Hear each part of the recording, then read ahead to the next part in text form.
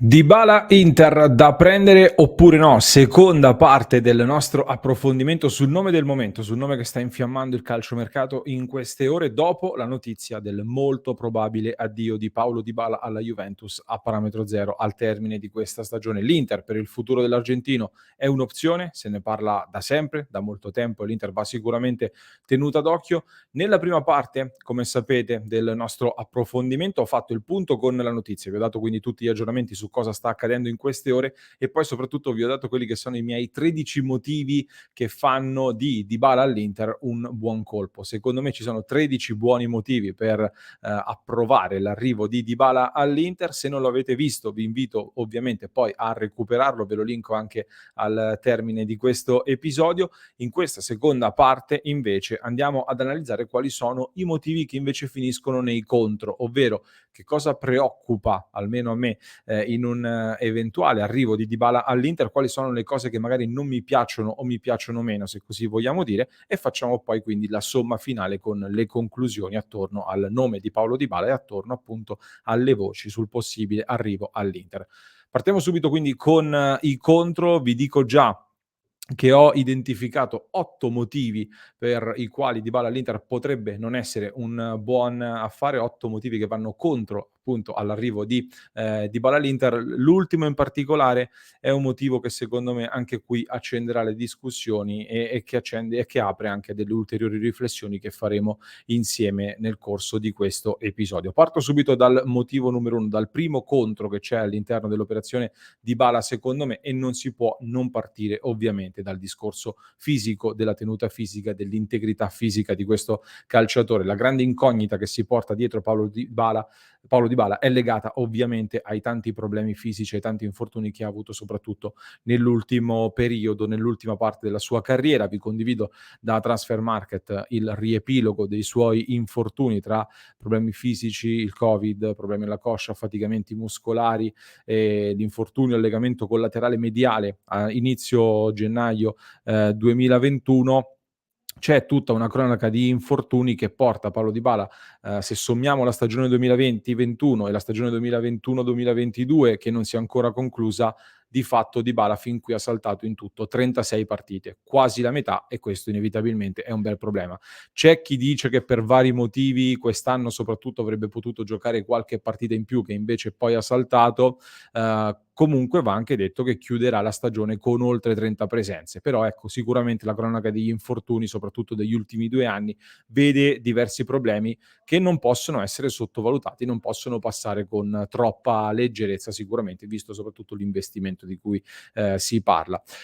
Soprattutto vado al motivo numero 2, la composizione dell'attacco dell'Inter dell'anno prossimo deve tener conto della condizione fisica del giocatore. Sanchez molto probabilmente andrà via, restano Correa, che quest'anno è stato più fuori che dentro, purtroppo. Dzeko, nonostante l'ottimo rendimento di quest'anno, non si può chiedere troppo di più ad Edin Dzeko, e andrà anche verso i 37 anni, e poi bisogna vedere anche cosa succede con Lautaro Martinez. Quindi all'interno di questo contesto all'Inter servono più certezze in attacco, anche e soprattutto dal punto di vista fisico, e ci colleghiamo poi al motivo numero 3. A livello di caratteristiche, restando sempre nel reparto offensivo, nella composizione dell'attacco offensivo, non c'è solo la questione dell'integrità fisica, c'è anche la questione delle caratteristiche, ovvero oggi all'Inter manca soprattutto il finalizzatore, il killer del gol, il giocatore che ti segna a raffica.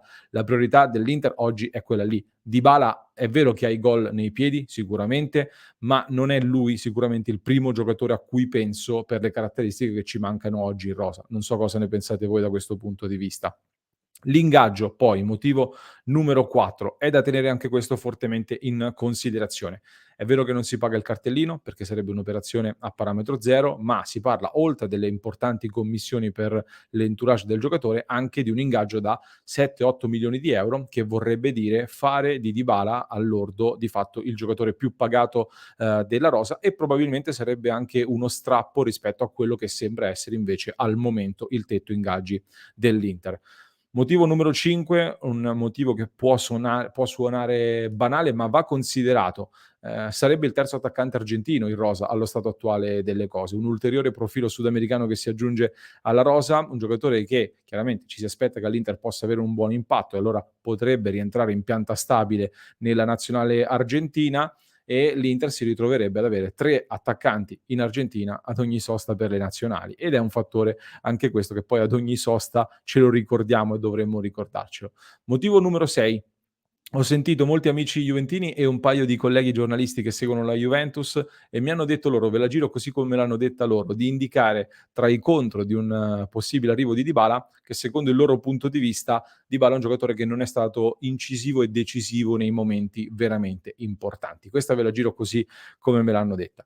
Vado quindi al numero 7, ne abbiamo parlato anche nel caso durante le discussioni sul rinnovo di Marcelo Brozovic. Dybala è un giocatore, un attaccante, un classe 93, lo abbiamo detto guardando la carta di identità del giocatore nel precedente episodio. L'ingaggio di Dybala sarebbe un investimento molto importante anche a livello economico e che difficilmente ti porterà a realizzare delle plusvalenze. L'Inter si sta parlando spesso del player trading, prendere giocatori da acquistare e poi valorizzare nel tempo per poi rivenderlo. Molto difficile fare questo con un classe 93 che quest'anno compie 29 anni. Quindi nei fatti stai decidendo in questo momento, qualora dovessi portare avanti l'operazione, di andare a prendere un giocatore fatto e finito, pagarlo tanto e portarlo poi praticamente fino a fine contratto senza rivenderlo. Chiudiamo con il motivo numero 8, che ritengo, come vi dicevo in apertura, un motivo molto, molto importante, ed è una domanda, ovvero se l'Inter si va a prendere Dybala, diciamo se l'Inter con l'arrivo di Dybala sancisce l'addio di Lautaro Martinez, siamo sicuri che stia facendo un upgrade? Cioè dentro Dybala, fuori Lautaro, l'Inter fa un upgrade oppure no?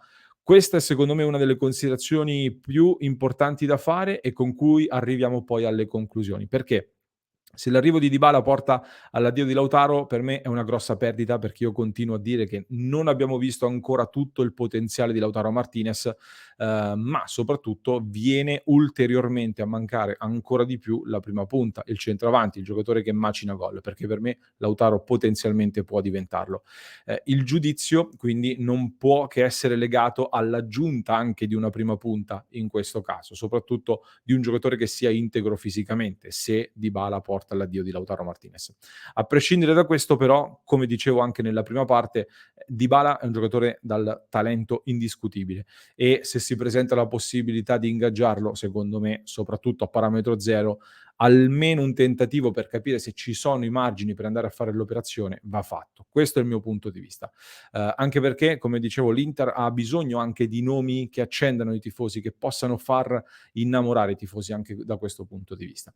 Detto questo, Dybala è anche un giocatore che per costi e caratteristiche verrebbe di fatto per fare la stella dell'Inter, visto appunto l'ingaggio di cui si parla e tutta la circostanza in cui ci troviamo.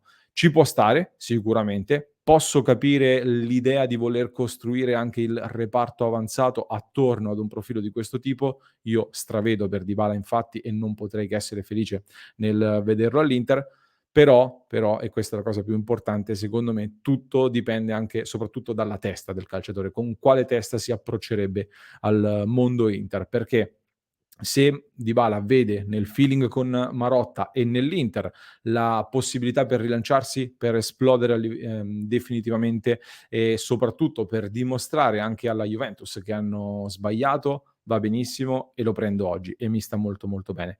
Se però la questione dell'addio di Dybala alla Juventus è soprattutto economica, del giocatore che vuole strappare l'ultimo contratto molto ricco della sua carriera, ecco, di giocatori appagati e strapagati, diciamo, l'Inter ne ha già avuti a sufficienza e quindi comincerei a guardare altrove. Le motivazioni per me vanno messe ad un livello prioritario nelle valutazioni di ogni singolo calciatore che dovrà entrare a far parte di questo gruppo da qui in avanti.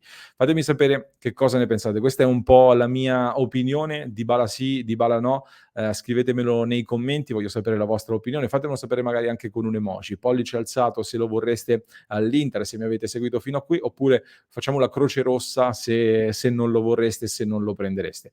Vi ricordo, prima di salutarvi, che se volete potete supportare il progetto Passione Inter, ci potete sostenere tramite gli abbonamenti che trovate col tasto abbonati oppure su www.passioneinter.club per entrare a far parte della nostra community esclusiva degli interisti. In chiusura di questo episodio vi lascio il box ovviamente per recuperare anche la prima parte dell'approfondimento nel caso in cui non l'aveste seguito, e vi ricordo che se vi iscrivete al canale non vi perdete nulla e ci vediamo ogni giorno in diretta alle 19:30.